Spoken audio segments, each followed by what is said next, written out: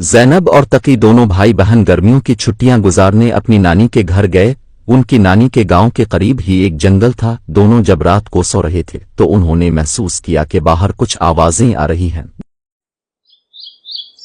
दोनों बाहर गए तो उन्होंने देखा कि एक दरख्त पर उल्लू बैठा था। बारहसिंघा और लूमड़ी बातें कर रहे थे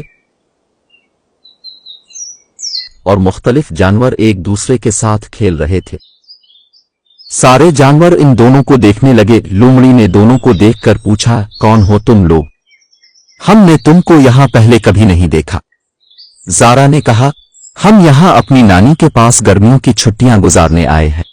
उल्लू ने कहा, अच्छा, वो बूढ़ी खातून तुम्हारी नानी है? वो बहुत अच्छी हैं, दिन के वक्त परिंदों को पानी और दाना देती है।